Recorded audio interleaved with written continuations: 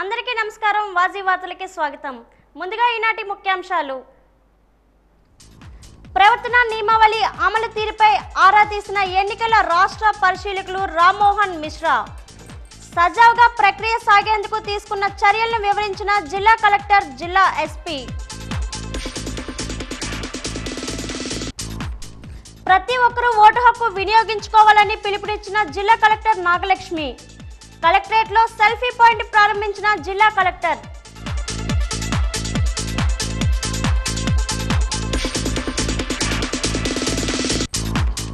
ఎనభై 85 ఏళ్లు పైబడిన వారు 40% పైగా శారీరక అంగవైకల్యం ఉంటే ఇంటి నుండే ఓటు హక్కు. ఓటు ఫ్రమ్ హోమ్ పై వాజీ ప్రత్యేక కథనం.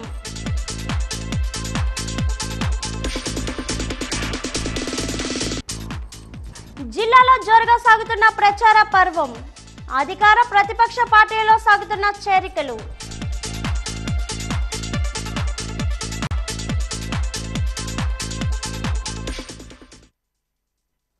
తాడేపల్లి ప్యాలెస్ కేంద్రంగా ఫోన్ ట్యాపింగ్ బయటపడిందని మాజీ మంత్రి దేవినేని ఉమామహేశ్వరరావు ఆరోపించారు.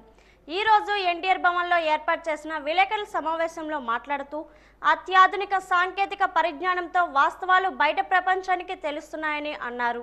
యాపిల్ సంస్థ నారా లోకేష్ కు సెక్యూరిటీ అలర్ట్ పంపిందని అన్నారు.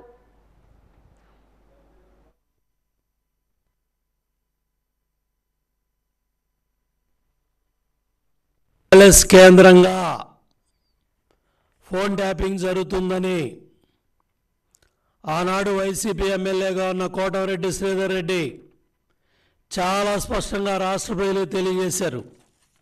మా ఫోన్లు కూడా ట్యాప్ అవుతున్నాయి, మా ఫోన్లు కూడా ట్యాప్ చేస్తున్నారు, మేం మాట్లాడేది వింటున్నారు, మేం మా వ్యక్తిగత జీవితాల్లోకి చొరబడుతున్నారు, కుటుంబ సభ్యులతో మాట్లాడే విషయాలు కూడా వింటున్నారు అని గత 4 సంవత్సరాల పైగా ఎన్నో ఆరోపణలు తాడేపల్లి ప్యాలెస్ కేంద్రంగా వైసీపీ ప్రభుత్వం మీద ఆరోపణలు వస్తే ఒక్క పోలీస్ అధికారి సమాధానం చెప్పలా, ఒక్క కేబినెట్ మంత్రి సమాధానం చెప్పలా, ముఖ్యమంత్రి జగన్ రెడ్డి నోరు తెరవడం, సమాధానం చెప్పడం.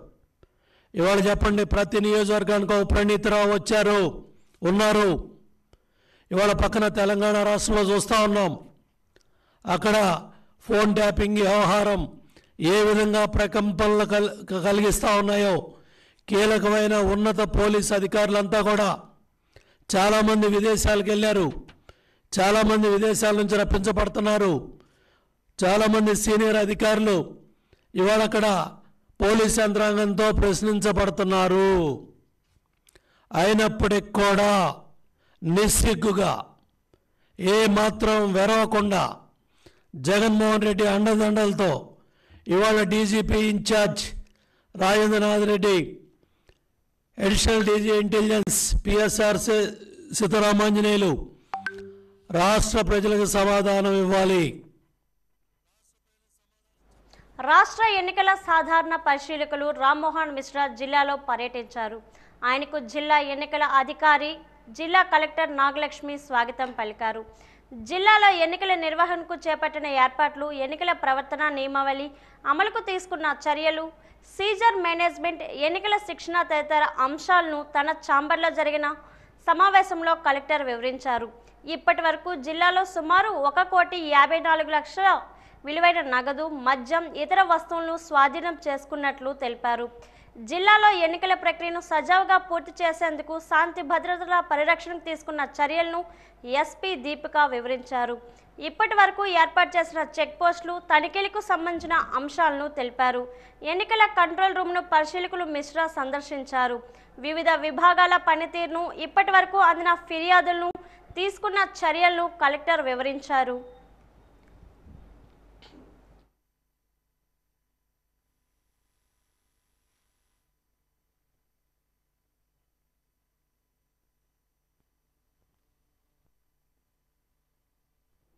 వచ్చే ఎన్నికల్లో ప్రతి ఒక్కరూ ఎంతో విలువైన తమ ఓటు హక్కును వినియోగించుకోవాలని జిల్లా కలెక్టర్, జిల్లా ఎన్నికల అధికారి నాగలక్ష్మి కోరారు. మే 13న జరిగే ఎన్నికలకు జిల్లాలో ఏర్పాట్లు వేగవంతం చేసినట్లు ఆమె తెలిపారు. కలెక్టరేట్ పోర్టికో వద్ద ఏర్పాటు చేసిన సెల్ఫీ పాయింట్ను నాగలక్ష్మి ప్రారంభించి మాట్లాడుతూ కొత్తగా ఓటు హక్కు పొందేందుకు మరో 3 రోజులు మాత్రమే గడువు ఉందన్నారు. అర్హత ఉన్నవారంతా ఈ నెల 14లోగా ఓటు కోసం దరఖాస్తు చేయాలని, వారి దరఖాస్తులను పరిశీలించి ఓటు హక్కు కల్పించడం జరుగుతుందని తెలిపారు. ఈ నెలగా 14లోగా దరఖాస్తు చేసుకున్న వారికి మాత్రమే వచ్చే నెలలో జరిగే ఎన్నికల్లో ఓటు హక్కును వినియోగించుకునే అవకాశం లభిస్తుందన్నారు. ఈ నెల 18వ తేదీ నుంచి నామినేషన్ ప్రక్రియను ప్రారంభించడానికి ఏర్పాట్లు చేస్తున్నామన్నారు. ఏప్రిల్ 26వ తేదీన నామినేషన్ల స్క్రూటీనీ జరుగుతుందని, 29న అభ్యర్థుల తుది జాబితాను ప్రకటిస్తామని తెలిపారు.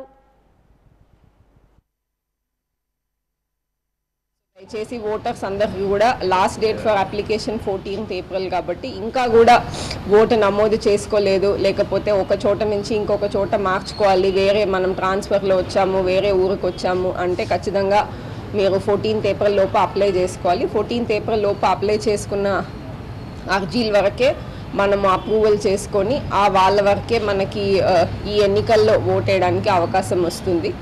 ఇదే కాకుండా మనకి స్వీప్ యాక్టివిటీస్లో భాగంగా మనం ఇప్పటికే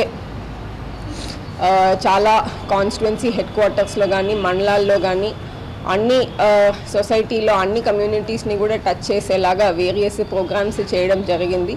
పీడబ్ల్యూడీస్తో కానీ, ట్రాన్స్జెండర్ పర్సన్స్తో కానీ, మనకి ఉన్న ట్రైబల్ హ్యామ్లెట్స్లో ఉన్న పీవీటీజీస్తో కానీ, మహిళలతో కానీ, మనకు ముఖ్యంగా స్పోర్ట్స్ పర్సన్స్, వాకర్స్, ఇలా డిఫరెంట్ సెక్షన్స్ ఆఫ్ సొసైటీ అందరితో కూడా మనం ప్రోగ్రామ్స్ అనేది ఆల్రెడీ ఏర్పాటు చేశాము. ఈ కార్యక్రమాలు ఎన్నికల వరకు కూడా దాదాపు వారానికి మినిమం 2 ప్రోగ్రామ్స్తో మనం ముందుకు తీసుకెళ్తూ ఉంటాము. లాస్ట్ 1 వీక్లో కూడా ఆల్మోస్ట్ ఎవ్రీడే పెద్ద ఎత్తున ప్రోగ్రామ్స్ అనేది అందరితో కూడా ప్లాన్ చేయడం జరిగింది. ఈ ఎన్నికల్లో అందరూ కూడా వాళ్ళ ఓటు హక్కు వినియోగించడానికి ఖచ్చితంగా ముందుకొచ్చి దాన్ని సరైన పద్ధతిలో ఉపయోగించుకోవాలనేది కూడా అందరికీ కోరుకుంటున్నాము. ఎన్నికల ప్రిపేర్డ్నెస్ విషయంకి వస్తే మనకి ఇప్పుడు రాబోయే 18వ తారీఖు నుంచి నోటిఫికేషన్ అనేది విడుదల అవుతుంది. ఆ నోటిఫికేషన్ ఫస్ట్ డే నుంచి మనకి నామినేషన్ స్వీకరణ అనేది స్టార్ట్ అవుతుంది. నామినేషన్ స్వీకరణ తర్వాత మనకి 25వ తారీఖు లాస్ట్ డేట్ ఫర్ నామినేషన్స్. 26వ తారీఖు ఆ వచ్చిన అప్లికేషన్స్ అన్నిటినీ స్క్రూటినీ చేయడం జరుగుతుంది. స్క్రూటినీ చేసి మనకు ఎవరైతే వ్యాలిడ్ నామినేషన్స్ ఉన్నాయో అవన్నీ కూడా ఫైనల్ అయిన తర్వాత 3 రోజులకి విత్డ్రాయల్ టైం ఉంటుంది. పార్వతీపురం జిల్లాలో ఎలక్ట్రానిక్ ఓటింగ్ మిషన్ల మొదటి ర్యాండమైజేషన్ పూర్తి అయింది. వివిధ రాజకీయ పార్టీల ప్రతినిధుల సమక్షంలో జిల్లా కలెక్టర్ మరియు జిల్లా ఎన్నికల అధికారి నిశాంత్ కుమార్ నేతృత్వంలో జిల్లా కలెక్టర్ కార్యాలయంలో ర్యాండమైజేషన్ చేపట్టారు. జిల్లా కలెక్టర్ ర్యాండమైజేషన్ విధానాన్ని వివరించారు. ర్యాండమైజేషన్ ద్వారా ఏ ఈవీఎం ఏ నియోజకవర్గానికి వెళ్తుందో వివరించారు. వాటి వివరాలను రాజకీయ పార్టీల ప్రతినిధులకు అందించారు. ఈ కార్యక్రమంలో joint collector SS Shobhika, incharge జిల్లా రెవెన్యూ అధికారి జి కేశవనాయుడు, ఈవీఎం నోడల్ అధికారి ఎన్ రమేష్ రామన్ తదితరులు పాల్గొన్నారు.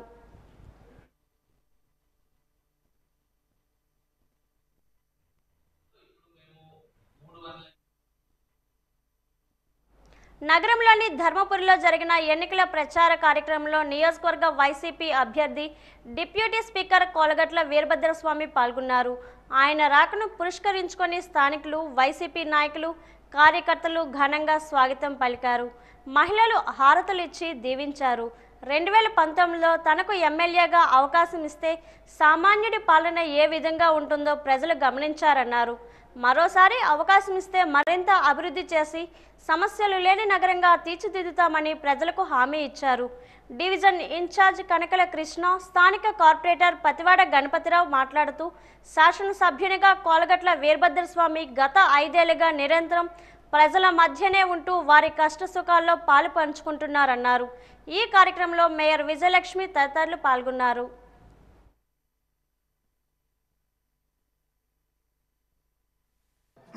ఈ వారి నిమిత్తం సుమారు 4 కోట్ల రూపాయల అభివృద్ధి కార్యక్రమాలు జరిగాయి.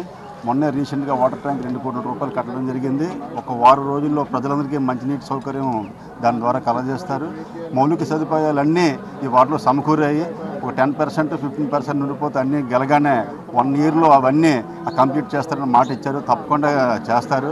ఈ వార్డు ప్రజలందరూ సోమనిని అత్యధిక మెజార్టీతో గెలిపిస్తారని నేను కోరుకుంటున్నాను. మరి ఈరోజు జగన్మోహన్ రెడ్డి గారి సంక్షేమమే జయంగా, ఈరోజు కోలగట్ల వీరభద్రం గారి అభివృద్ధి జయంగా ఈరోజు ప్రజలందరూ కూడా స్వచ్ఛందంగా వచ్చి స్వామాన్యకి మేము ఉన్నాం, మీకు ఎందుకని మేము గెలిపిస్తామనే ధైర్యం ఈ ప్రజలందరూ కూడా ఇస్తుంటే చాలా సంతోషంగా ఉంది. ఎందుకంటే ఎప్పుడూ కూడా నేరుగా ప్రజల్లో ఉండే మనిషి ఎవరైనా ఉన్నారంటే అది కోలగట్ల వీరభద్రం గారని ఈ విజయనగరంలో అందరికీ తెలిసిన విషయమే. ఈరోజు తెలుగుదేశం పార్టీ నాయకులు వచ్చి ఎలక్షన్ వచ్చింది కాబట్టి ఈరోజు ఇంటింటికి వచ్చి ఓటు అడుగుతుంటారు తప్పించి ఏ రోజు కూడా 4 సంవత్సరాల 10 నెలల్లో కూడా ఎప్పుడూ కూడా తెలుగుదేశం పార్టీ వాళ్ళు ఎక్కడికి కూడా వెళ్ళని పరిస్థితి. ఈరోజు ఓటు అడగడం కూడా ఏ విధంగా అడగాలో తెలియని పరిస్థితిలో ఈరోజు తెలుగుదేశం పార్టీ వాళ్ళు ఉన్నారు తప్పించి నేరుగా సామాన్య మరొకసారి గెలిస్తే ఈరోజు విజయనగరంలో చెప్పుకోవడానికి కానీ చేయడానికి కానీ పనులు లేకన్నా వీరభద్రం గారు చేస్తారని ఒక సామాన్యుడి పరిపాలన ఏ విధంగా ఉందో సామాన్యుని చూసి ప్రజలందరూ కూడా గుర్తించున్నారు. మరి సామాన్యుడికి రానున్న రోజుల్లో వైఎస్ఆర్ కాంగ్రెస్ పార్టీ మంచి విజయం సాధించి బ్రహ్మరథం పడుతున్నారు కాబట్టి రాష్ట్రంలో మే 11న జరగనున్న ఎన్నికల్లో 85 సంవత్సరాలు పైబడిన వారు, శారీరక వైకల్యం ఉన్న ఓటర్లకు పోస్టల్ బ్యాలెట్ జారీకి కేంద్ర ఎన్నికల సంఘం అవకాశం కల్పిస్తుంది. అలాగే కోవిడ్ సోకిన వారికి కూడా పోస్టల్ బ్యాలెట్ జారీకి కూడా నోటిఫికేషన్ జారీ చేసింది. ఓట్ ఫ్రమ్ హోమ్ పై వాజీ ఛానల్ అందిస్తున్న ప్రత్యేక కథనం. 85 ఏళ్లు పైబడిన వారు, శారీరక వైకల్యం ఉన్న ఓటర్లకు పోస్టల్ బ్యాలెట్ జారీకి కేంద్ర ఎన్నికల సంఘం అవకాశం కల్పిస్తోంది. ఎన్నికల్లో పోస్టల్ బ్యాలెట్ సౌకర్యం వినియోగించుకోవడానికి ఇదివరకు ఉన్న 80 ఏళ్ల అర్హతను కేంద్ర ప్రభుత్వం 85 ఏళ్లకు పెంచింది. ఎన్నికల నిబంధనలు 1961లోని రూల్ 27 క్లాజ్ సబ్సెక్షన్ ఈని సవరిస్తూ కేంద్ర న్యాయశాఖ నోటిఫికేషన్ జారీ చేసింది. ఇదివరకు 80 ఏళ్లు నిండిన వయోవృద్ధులు పోస్టల్ బ్యాలెట్ ద్వారా ఇంటి వద్దే ఓటు వేయడానికి వీలుండేది. ఇకపై 85 ఏళ్లు పైబడిన వారికి మాత్రమే ఈ సౌకర్యం వర్తించనుంది. 85 ఏళ్లు దాటిన వారికి పోస్టల్ బ్యాలెట్ ద్వారా హోమ్ ఓటింగ్ అనేది ఐచ్ఛికం. పోలింగ్ కేంద్రానికి వచ్చి కూడా ఓటు వేసుకోవచ్చు. ఒకసారి పోస్టల్ బ్యాలెట్ కోసం ఫారం 12 పూరించి రిటర్నింగ్ అధికారికి ఇచ్చాక ఆయన పోస్టల్ బ్యాలెట్ అనుమతించిన తర్వాత అలాంటి వారు పోలింగ్ కేంద్రాలకు వచ్చి ఓటు వేయడానికి అవకాశం ఉండదు. 40% పైబడిన శారీరక అంగవైకల్యం ఉన్న ఓటర్లు కూడా పోస్టల్ బ్యాలెట్ ద్వారా హోమ్ ఓటింగ్ కోసం దరఖాస్తు చేసుకోవచ్చు. శారీరక వైకల్యం నిర్ధారించిన మేరకు ఉంటేనే రిటర్నింగ్ అధికారి పోస్టల్ బ్యాలెట్ జారీకి అనుమతిస్తారు. పోస్టల్ బ్యాలెట్ అనుమతి పొందిన వారు పోలింగ్ తేదీకి 10 రోజుల ముందే వారి ఇంటి వద్దే ఓటు వేసేందుకు అవకాశం కల్పిస్తారు. వీడియోగ్రాఫర్ సహా 5 పోలింగ్ సిబ్బంది వారి ఇంటికి వెళ్లి ఓటు వేయిస్తారు. ఆ బ్యాలెట్ ను 2 కవర్లలో ఉంచి పోలింగ్ బాక్సులో వేస్తారు. ఇంటి నుండే ఓటేసే వెసులుబాటును ఉపయోగించుకునే వారు వృద్ధులు, దివ్యాంగులు ఎన్నికల నోటిఫికేషన్ వచ్చిన 5 రోజుల్లో దరఖాస్తు చేసుకోవాలి. ఇందుకోసం ఫారం 12D నింపి రిటర్నింగ్ అధికారికి గాని సహాయ రిటర్నింగ్ అధికారికి గాని పంపించాలి. దరఖాస్తు చేసుకునే వారు తమ పూర్తి చిరునామా, సంప్రదించవలసిన ఫోన్ నెంబరు పొందుపరచాలి. ఈ దరఖాస్తు ఎన్నికల సంఘం వెబ్సైట్లో అందుబాటులో ఉంటుంది. దరఖాస్తులను అందుకున్న తర్వాత సంబంధిత దరఖాస్తుదారుల ఇళ్లకు బూత్ స్థాయి అధికారులు వెళతారు. అర్హతలను బట్టి ఇంటి నుంచే ఓటు వేసే సదుపాయం కల్పించాలా వద్దా అనేది నిర్ణయిస్తారు. అనంతరం పూర్తి చేసిన ఫారం 12Dని రిటర్నింగ్ అధికారికి అందజేస్తారు. అర్హత ఉన్నట్లయితే దరఖాస్తుదారుల ఇంటికి అధికారులే వెళ్లి ఓటు వేయిస్తారు. పోలింగ్ కేంద్రానికి వచ్చి ఓటు వేసేటప్పుడు ఎలాగైతే రహస్య ఓటింగ్ ఉంటుందో ఇంటి నుంచి ఓటు వేసేటప్పుడు కూడా అలాగే అన్ని చర్యలు తీసుకుంటారు. ఫారం 12D దరఖాస్తు చేసుకున్న ఓటర్కు ఏ రోజు ఓటు వేయాలో ముందుగానే అధికారులు సమాచారం ఇస్తారు. మొబైల్ ఓటింగ్ వాహనం ద్వారా ఇంటి వద్దనే ఓటు వేసే అవకాశాన్ని వారికి కల్పిస్తారు. బ్యాలెట్ పేపర్ పైన రహస్యంగా ఓటు వేసేలా ఏర్పాటు చేస్తారు. నిబంధనలకు అనుగుణంగా ఓ కంపార్ట్మెంట్ ఎలక్ట్రానిక్ ఓటింగ్ మిషన్ తీసుకువస్తారు. ఈ ప్రక్రియ అంతా వీడియో తీస్తారు. ఆ ఓటును సీల్ చేసిన అనంతరం స్థానిక తహసీల్దార్ కార్యాలయం ద్వారా రిటర్నింగ్ అధికారి కార్యాలయానికి తరలిస్తారు. బొబ్బిలిలో తెలుగుదేశం పార్టీ ఇన్ఛార్జ్ బేబీ నాయన సమక్షంలో పార్టీలో భారీగా చేరికలు సాగుతున్నాయి. బొబ్బిలి మండలం గొంగాడ వలస, అన్నంనాయుడు వలస గ్రామాల నుంచి వైసీపీ మాజీ సర్పంచ్ గుల్ల శ్రీనివాసరావు, కొట్నాన శ్రీను, గుల్ల లక్ష్మణ ఈరోజు బొబ్బిలి కోటలోకి వచ్చి బేబీ నాయన సమక్షంలో తెలుగుదేశం పార్టీ తీర్థం పుచ్చుకున్నారు. వైసీపీ కుటుంబాలకు చెందిన సుమారు 100 మంది ఈరోజు సైకిల్ ఎక్కారు. కార్యక్రమంలో తెలుగుదేశం పార్టీ రాష్ట్ర కార్యనిర్వాహక కార్యదర్శి అల్లాడ భాస్కర్రావు తదితరులు పాల్గొన్నారు.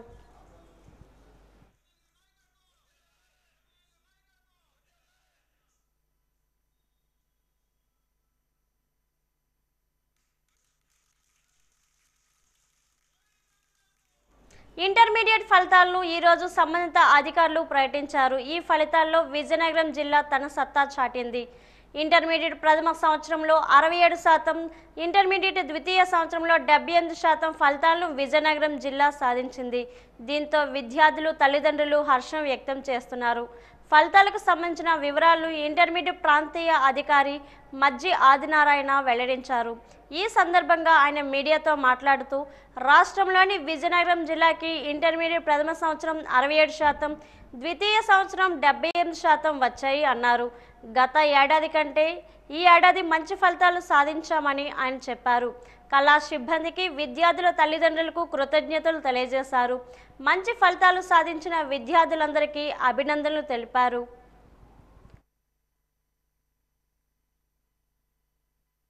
ఇంటర్మీడియట్ రిజల్ట్స్ ఈరోజు 11 గంటలకి అనౌన్స్ అయ్యాయి.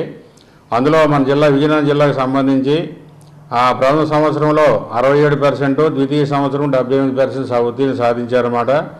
అందులో ప్రథమ సంవత్సరానికి 16,584, 10,267 మంది పాస్ అయ్యారు. 62% వచ్చింది.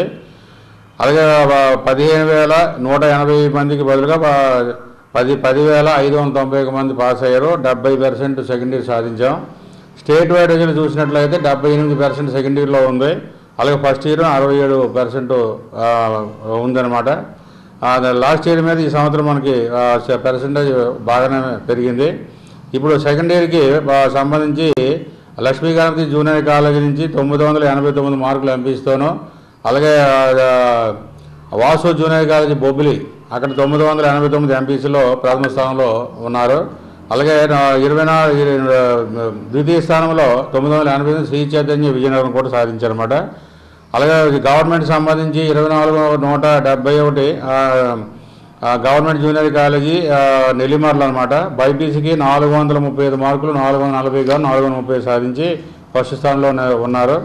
ఆ అమ్మాయి పేరు బి లలిత అనే అమ్మాయి సాధించిందనమాట. అలాగే పి శిరీష అనే 955 మార్కులు ఎంపీసీలో సంతకౌట్ జూనియర్ కాలేజీ కూడా ద్వితీయ స్థానంలో సాధించడం జరిగింది.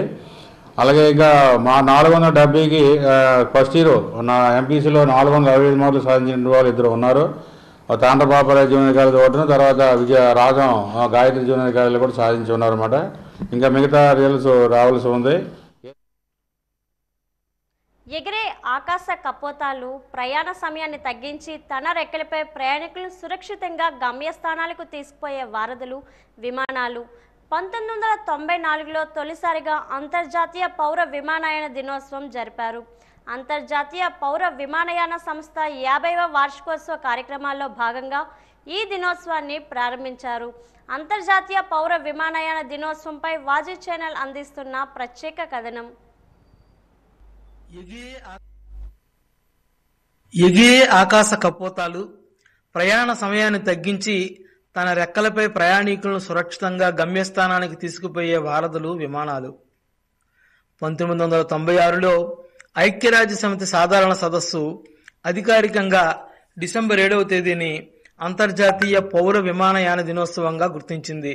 ప్రపంచ దేశాల అభివృద్ధి, సామాజిక మార్పులు, ఆర్థిక వృద్ధి వంటి అంశాలలో విమాన రంగం వల్ల కలిగే ప్రయోజనాలు, పొందుతున్న సేవలు ఈ రోజున ప్రజలకు వివరించాలని ఐక్యరాజ్య సమితి సాధారణ అసెంబ్లీ తెలిపింది. 1903లో మొదటి విమానం ఎగిరినప్పటి నుంచి విమానయాన రంగంలో వచ్చిన విప్లవాత్మక మార్పులపై విద్యార్థులకు ఈ వేళ ఎక్కువ అవగాహన కలుగుతుంది. సామాజిక ఆర్థిక అభివృద్ధిలో అంతర్జాతీయ వైమానిక విభాగానికి గల ప్రపంచ ప్రాముఖ్యం గురించి ప్రజలకు అవగాహన కల్పించటం, అంతర్జాతీయ విమాన రవాణా క్రమబద్ధీకరణ, రక్షణ, సామర్థ్యం పెంపుదల తదితర అంశాల గురించి తెలియచేయటం ఈ దినోత్సవం యొక్క ప్రధాన ఉద్దేశ్యం. అంతర్జాతీయ పౌర విమానయాన ఒప్పందంపై 1944లో 54 దేశాలు సంతకం చేశాయి. దీనినే చికాగో కన్వెన్షన్ అని పిలుస్తారు. ఈ సమావేశం గగనతలం, విమానాల నమోదు, భద్రత నియమాలను ఆమోదించిన సందర్భంగా అదే రోజున అంతర్జాతీయ పౌర విమానయాన దినోత్సవం జరుపుకుంటారు. కెనడా ప్రభుత్వం చొరవతో పాటు అంతర్జాతీయ పౌర విమానయాన సంస్థ అభ్యర్థన మేరకు ఐక్యరాజ్య సమితి 1996లో అధికారికంగా డిసెంబర్ 7వ తేదీని అంతర్జాతీయ పౌర విమానయాన దినోత్సవంగా నిర్వహించాలని పిలుపునిచ్చింది. ప్రముఖ పారిశ్రామికవేత్త విజయ్ మాల్యా యాజమాన్యంలో కింగ్ఫిషర్ ఎయిర్లైన్స్ 2003లో ప్రారంభమైంది. ఖరీదైన విమాన ప్రయాణాన్ని మరింత ఖరీదైనగా మార్చి విలాసవంతంగా ప్రయాణంగా చేశాడు విజయ్ మాల్యా. సామాన్యుడికి విమాన ప్రయాణ సౌకర్యాన్ని కల్పించిన వాడు గోపీనాథ్. చవక ధరలకే విమాన ప్రయాణాన్ని అందించిన వ్యక్తి. సామాన్యులు కూడా విమానాల్లో ఎగురవచ్చని ఈ సంస్థ నిరూపించింది. తన జీవిత కాలంలో ఒక్కసారైనా విమానంలో ప్రయాణించాలనేది ప్రతి ఒక్కరూ కలకంటూ ఉంటారు. అలాంటి వారి కలను ఎయిర్ డెక్కన్ ద్వారా సాకారం చేశాడు గోపీనాథ్. ప్రస్తుతం భారతదేశంలో Air India, Air India Express, AX Connect, Akasa Air, Go First, IndiGo, SpiceJet, Vistara తదితర సంస్థలు ఎయిర్లైన్స్ సేవలు అందిస్తున్నాయి. అంతర్జాతీయ పౌర విమానయాన సంస్థ గణాంకాల ప్రకారం విమానయాన రంగం ప్రపంచ జీడిపికి 3.5% వాటాను సమకూరుస్తోంది. ప్రపంచమంతటా 6.5 కోట్ల ఉద్యోగాలను సృష్టించింది. 2020లో ప్రపంచవ్యాప్తంగా రోజుకు 1 లక్ష విమాన ప్రయాణాలు జరిగేవని, 2030 నాటికి ఇది 2 లక్షల ప్రయాణాలకు పెరుగుతుందని ఒక అంచనా. 2030 నాటికల్లా విమానయాన రంగం నేరుగా 1.55 కోట్ల అదనపు ఉద్యోగాలను సృష్టిస్తుందని, ప్రపంచ జీడిపికి అదనంగా $1.5 లక్షల కోట్ల సమకూరుస్తుందనేది ఒక అంచనా. మన దేశంలో 2040 నాటికి 200 విమానాశ్రయాలు అందుబాటులోకి తేవాలని ప్రభుత్వం యొక్క ఉద్దేశం. 2025 నాటికి భారత విమానయాన సంస్థల వద్ద సుమారు 1000 విమానాలు ఉండబోతున్నాయి. విమానయాన రంగంలోకి 35,000 కోట్ల కొత్త పెట్టుబడులు ప్రవహించబోతున్నాయి. ఉపాధి అవకాశాలు కూడా అదే స్థాయిలో పెరగాలని కోరుకుందాం. పేద ప్రజల సంక్షేమే వైఎస్ఆర్సీపీ అజెండా అని Vizianagaram MP Bellana Chandrasekhar, Gajanagaram MLA Botcha Appala Narasayya, MLC Penumatsa Suresh Babu అన్నారు. మండలంలోని బోనంగి, మధుపడ గ్రామాల్లో నిన్న రాత్రి ఎన్నికల ప్రచారం నిర్వహించారు. ఆయా గ్రామాల ప్రజలు వారికి ఘన స్వాగతం పలికారు. ఈ సందర్భంగా వారు మాట్లాడుతూ 2019 ఎన్నికల్లో ఇచ్చిన హామీల్లో సీఎం వైఎస్ జగన్మోహన్ రెడ్డి 99% అమలు చేశారని చెప్పారు. పార్టీలకు అతీతంగా అర్హులందరికీ పథకాలు అందించిన ఘనత సీఎం జగన్కే దక్కుతుందన్నారు.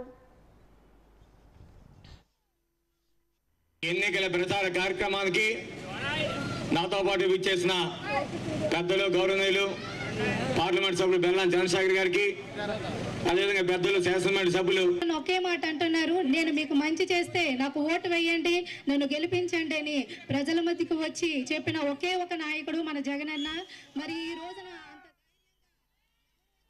విద్యుత్ వినియోగదారుల సమస్యలను పరిష్కరించడమే తమ లక్ష్యమని విద్యుత్ వినియోగదారుల సమస్యల పరిష్కార వేదిక చైర్పర్సన్, విశ్రాంత జిల్లా న్యాయమూర్తి బి సత్యనారాయణ పేర్కొన్నారు. విద్యుత్ భవన్లో విద్యుత్ లోక్ అదాలత్ను నిర్వహించారు. ఈ సందర్భంగా పలువురు వినియోగదారులు తమ సమస్యలపై ఆయనకు వినతి పత్రాలు అందజేశారు. వీటిని పరిశీలించి సత్వరమే పరిష్కరించాలని విద్యుత్ శాఖ అధికారులకు ఆయన సూచించారు. సమస్యలను స్థానిక అధికారులు పరిష్కరించినప్పుడు తగిన ఆధారాలతో ఫోరం దృష్టికి లిఖిత పూర్వకంగా తీసుకురావాలన్నారు. ఫిర్యాదులను 1912 టోల్ ఫ్రీకు ఫోన్ చేయవచ్చన్నారు. ఇప్పుడే సీతం ఇంజనీరింగ్ కాలేజీలో స్టూడెంట్స్ని అడ్రస్ చేస్తూ అవేర్నెస్ అనేది కల్పించి వచ్చాం. ఈరోజు ఇక్కడ మాకు 2 కంప్లైంట్లు వచ్చినాయి. దీంతోపాటు కొన్ని సమస్యలు కూడా కొంతమంది వార్లుగా చెప్పనుకుంటున్నాయి, అవి కూడా మీకు వివరంగా చెప్తాను. మాది కన్జ్యూమర్ గ్రీవెన్స్ రిడ్రెసల్ ఫోరం. మా హెడ్ ఆఫీసు సీతమ్మధార విశాఖపట్నంలో ఉంటుంది. ఈ యొక్క ఫోరము 2003 విద్యుత్ చట్టంలో ఉన్నటువంటి నిబంధనల మేరకు ఈ యొక్క ఫోరం అనేటువంటిది ఏర్పాటు చేయడం జరిగింది. దీనిలో 4 సభ్యులు ఉంటాం. రిటైర్డ్ జిల్లా జడ్జిగా నేను ఉంటాను, నా పేరు సత్యనారాయణ. నాతో పాటు ఇంకా 3 మెంబర్స్ ఉంటారు. పక్కనే జనార్దన్ రావు గారు ఉన్నారు, ఆయన ఇంజనీర్ గారు. డిప్యుటేషన్ మీద మా దగ్గర పనిచేస్తున్నారు, ఆయన డిపార్ట్మెంట్లో ఉండేటువంటి ఆఫీసర్ గారు. ఫైనాన్స్ మెంబర్ గారు శ్రీనివాస్ గారు ఉన్నారు, ఆయన కూడా డిపార్ట్మెంట్ వ్యక్తే. నియోజకవర్గ వైసీపీ అభ్యర్థి deputy speaker Kolagatla Veerabhadraswamy, parliament సభ్యులు బెల్లాన చంద్రశేఖర్ గెలుపును కాంక్షిస్తూ ప్రజాశీస్సులు కోరుతూ నగరంలో రేపు మహిళలతో భారీ ర్యాలీని నిర్వహించనున్నట్లు mayor Vijayalakshmi, deputy mayor Kolagatla Sravani వెల్లడించారు. ఈ కార్యక్రమానికి మహిళలు పెద్ద సంఖ్యలో తరలి రావాలని పిలుపునిచ్చారు. ఈరోజు పార్టీ కార్యాలయంలో ఏర్పాటు చేసిన విలేకరుల సమావేశంలో మాట్లాడారు. శనివారం సాయంత్రం 5 గంటలకు సీఎంఆర్ జంక్షన్ నుండి కోట వరకు మహిళలతో పెద్ద ఎత్తున ర్యాలీ నిర్వహించనున్నట్లు చెప్పారు.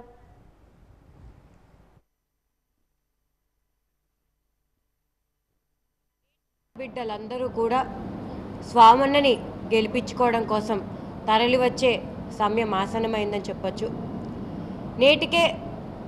నేడు జగన్మోహన్ రెడ్డి గారు ప్రతి ఒక్క ఇంటికి కూడా సంక్షేమ పథకం అందిస్తూ ఎక్కడా కూడా అవినీతి లేకుండా అవినీతి రహిత పరిపాలన నేడు ప్రభుత్వం యొక్క పరిపాలన ప్రతి ఒక్క ఇంటికి వెళ్తుంది. ప్రతి ఇంటిలో కూడా ఎవరిని అడిగినా సరే కనీసం 1, 2 పథకాలు ఎటువంటి అవినీతి లేకుండా లంచగొండితనం లేకుండా ప్రతి ఒక్క పథకము కూడా వాళ్ళ ఇంటికి రావడము. నేడు స్వామన్న అనగానే ప్రతి ఒక్కరికి కూడా గుర్తొచ్చేది విజయనగర అభివృద్ధితో పాటు కూడా 24/7 సర్వీసెస్. ఎక్కడైనా సరే ఏటీఎం సెంటర్స్ ఉంటాయి కానీ ఒకచోట ఏటీఎస్ ఉంటుంది, ఎనీ టైం సర్వీస్, అది మన స్వామన్న ఇంటి దగ్గర అని చెప్పడము, ప్రజల నుంచే వాళ్ళందరి సపోర్టు కూడా అందడము చాలా ఆనందంగా ఉంది. ఇప్పటికే యువజన ర్యాలీ అండ్ అదేవిధంగా సీనియర్ సిటిజన్స్ యొక్క భారీ ఎత్తున వాళ్ళు మీటింగ్ కూడా కండక్ట్ చేయడం జరిగింది. విజయనగర మహిళలందరూ కూడా స్వామన్న వెంట మేమందరం కూడా తరలి వస్తాము, స్వామన్న గెలుపు నా గెలుపుగా భావిస్తాము అని ప్రతి ఒక్క నోటి నుంచి రావడం వల్ల కరెక్ట్గా నెల ఉంది ఎలక్షన్కి. నెలకి మునిపే స్వామన్న గెలుపు అంటే ఇలా ఉంటుంది అని ఒక నెలకి ముందే చూపించేందుకు విజయనగరం మహిళలందరూ కూడా సిద్ధంగా ఉన్నారు. మరి దానిలో భాగంగా రేపటి రోజున 13వ తారీఖున సాయంత్రం 5 గంటలకి సీఎంఆర్ జంక్షన్ మన గాంధీ గారి యొక్క విగ్రహానికి దండం పెట్టుకొని అలాగ ర్యాలీ మన డిసిసిబి బ్యాంక్ దగ్గర దర్గా దాకా ఈ ర్యాలీ అనేది కండక్ట్ అవుతుంది. ఎవరైతే స్వామన్న గెలుపు కోసం నిరంతరం సపోర్ట్ చేయడానికి సిద్ధంగా ఉన్నారో వాళ్ళందరూ కూడా ఈ ర్యాలీలో పాల్గొనడానికి ఆహ్వానితులుగా తెలియజేస్తూ ఈ ఆకాశమే హద్దుగా మానవుడు అవకాశాలు అందిపుచ్చుకుంటున్నాడు. అంతరిక్ష ప్రయాణం విషయంలో సామాన్యుల కలలు సాకారం కానున్నాయి. అంతర్జాతీయ మానవ అంతరిక్ష యాత్ర దినోత్సవం సందర్భంగా వాజీ ప్రత్యేక కథనం. అంతరిక్ష పర్యాటక రంగం యొక్క ప్రధాన ఉద్దేశం వ్యాపారవేత్తలకు ఒక ఆటవిడుపుగా ఉండేందుకు, రిక్రియేషన్ కల్పించేందుకు దోహదపడుతుంది. వ్యోమగాములు కాని వారు కూడా అంతరిక్షయానం చేయడం ఈ ప్రాజెక్టుల యొక్క ఉద్దేశం. మన దేశంలో కూడా అంతరిక్షంలో ప్రయాణించాలి అనుకునే వారికి Indian space research organisation ISRO శుభవార్త తెలియజేసింది. 2030 నాటికి అంతరిక్ష ప్రయాణాన్ని అందుబాటులో తీసుకొస్తామని వెల్లడించింది. కానీ టికెట్ ధర మాత్రం సుమారు 6 కోట్ల రూపాయలు ఉంటుందని అధికారులు అంచనా వేస్తున్నట్లు ఇస్రో చైర్మన్ సోమనాథ్ వెల్లడించారు. ఈ యాత్ర ఎంత దూరం వరకు ఉంటుందనే విషయం మాత్రం చెప్పలేదు. అంతరిక్షంలో దాదాపు పావుగంట సేపు ఉండొచ్చని తెలుస్తోంది. కొద్ది నిమిషాల పాటు తక్కువ గురుత్వాకర్షణ శక్తి ఉన్న ప్రదేశంలో తిరిగేందుకు అవకాశం ఉంటుందని తెలుస్తోంది. గత ఏడాది 2 బృందాలు అంతరిక్షయానం విజయవంతంగా చేసి వచ్చాయి. అంతరిక్షయానం అంత సులభము కాదు, అంత చౌక కాదు. ఎంత ఖర్చైనా పర్వాలేదు, అంతరిక్షయానం చేసేద్దామని చాలా మంది చూస్తున్నారు. న్యూ స్పేస్ ఏజ్ పేరుతో ఇటీవల అంతరిక్ష ప్రయాణానికి చాలా మంది ఆసక్తి చూపిస్తున్నారు. Virgin Galactic, SpaceX, Virgin Atlantic, XCOR Aerospace, Blue Origin, Armadillo Aerospace వంటి సంస్థలు స్పేస్ టూరిజం ఏర్పాట్లలో ఉన్నాయి. అయితే అంతరిక్షయానం చేయాలంటే ఒక్క మనిషికి సుమారుగా 3 కోట్ల రూపాయలు ఖర్చు అవుతుందని తెలుస్తోంది.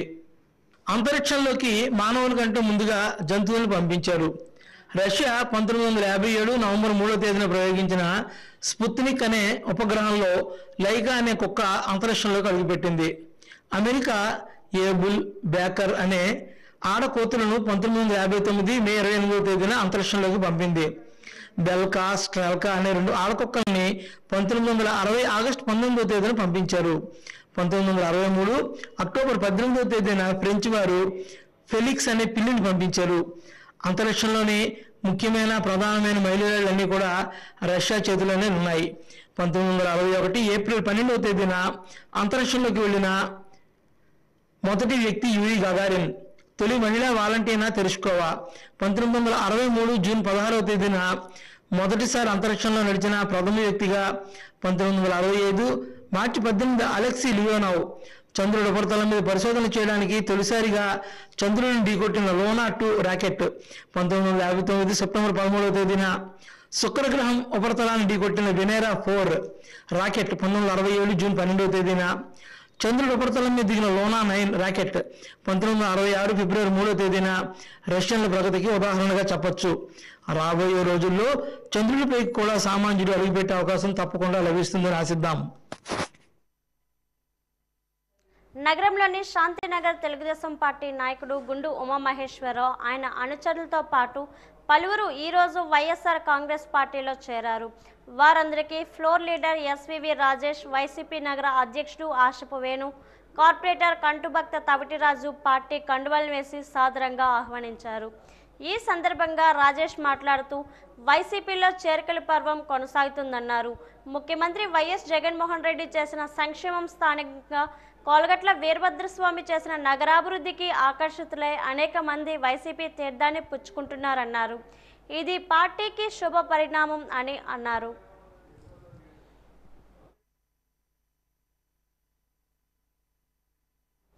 బొబ్బిలి శాసనసభ నియోజకవర్గ పరిధిలో ఉన్న గ్రామాల్లో జరుగుతున్న అవినీతి అక్రమాలను నియోజకవర్గ ప్రజలకు తెలియజేసేందుకే తాను స్వతంత్ర అభ్యర్థిగా పోటీ చేస్తున్నట్లు బొబ్బిలి నియోజకవర్గం ఒద్దువేలు గ్రామానికి చెందిన మరడాన వెంకటనాయుడు వెల్లడించారు. విజయనగరం ప్రెస్ క్లబ్లో ఆయన నిర్వహించిన విలేకరుల సమావేశంలో మాట్లాడుతూ తమ నియోజకవర్గ పరిధిలోని పలు గ్రామాల్లో అవినీతి అక్రమాలు రాజ్యమేలుతున్నాయని ఆరోపించారు.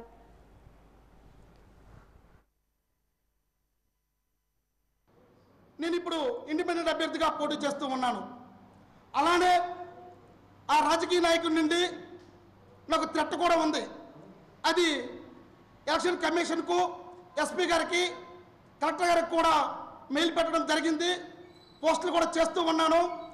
ఎట్టి పరిస్థితుల్లో కూడా సూర్యుడిని అరచేతితో ఏ విధంగా అయితే అడ్డుకోలేరో నా నుండి వచ్చే వాస్తవాలు ఎవరు కూడా ఆపలేరని తెలియచేస్తూ రాబోతున్న నా రాజకీయ కార్యాచరణ మళ్ళీ మీడియా ముందుల మిత్రులకి వద్దకు వచ్చి నా వాస్తవాలను నేను ముందర చెప్తానని, అలానే నా గ్రామంలో మా కుటుంబాలు ఏ విధంగా సర్వనాశనం అయిపోయాయో మా బొబ్బిలి నియోజకవర్గంలో ఉన్న ఏ పల్లె కూడా, ఏ గ్రామం కూడా పచ్చని పల్లెగా ఉండాలని కోరుతూ వీళ్ళ యొక్క అధికార దాహానికి బలవ్వకూడదనని నేను ప్రజాక్షేత్రంలోనికి వెళ్ళబోతూ ఉన్నాను. దీనికి ఎన్ని అడ్డంకులు పెట్టినా, మీ తాటాకు చప్పులు భయపెట్టినా, ప్రాణాలకు తెగించి బొబ్బిలి నియోజకవర్గంపై నేను వ్యక్తిగతంగా నా యొక్క జరిగిన అన్యాయాలను కూడా నేను ప్రజలకి, నా బొబ్బిలి ప్రజలకి చెప్తాను. మీ అన్యాయాలను బయట పెడతాను. వాస్తవంగా నేను కోర్టులోనే చెప్పాలి. కానీ ఈ ఎన్నికల నేపథ్యంలో సమయం లేదు కాబట్టి ఈ దుర్మార్గుడు మరొకసారి అసెంబ్లీకి వెళ్తే మా లాంటి వాళ్ళు వాస్తవాలు తెలిసిన వ్యక్తులు కూడా మౌనంగా ఉంటే ఎన్నో కుటుంబాలు ఈరోజు రోడ్డున పడ్డాయి. వార్తలు ముగించే ముందు ముఖ్యాంశాలు మరోసారి. ప్రవర్తన నియమావళి అమలు తీరుపై ఆరా తీసిన ఎన్నికల రాష్ట్ర పరిశీలకులు రామ్మోహన్ మిశ్రా. సజావుగా ప్రక్రియ సాగేందుకు తీసుకున్న చర్యలను వివరించిన జిల్లా కలెక్టర్, జిల్లా ఎస్పీ. ప్రతి ఒక్కరూ ఓటు హక్కు వినియోగించుకోవాలని పిలుపునిచ్చిన జిల్లా కలెక్టర్ నాగలక్ష్మి. కలెక్టరేట్లో సెల్ఫీ పాయింట్ ప్రారంభించిన జిల్లా కలెక్టర్.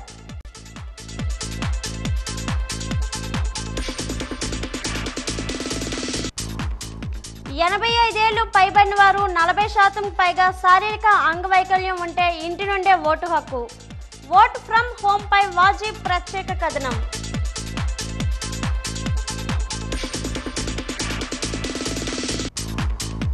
జిల్లాలో జోరుగా సాగుతున్న ప్రచార పర్వం. అధికార ప్రతిపక్ష పార్టీలలో సాగుతున్న చేరికలు.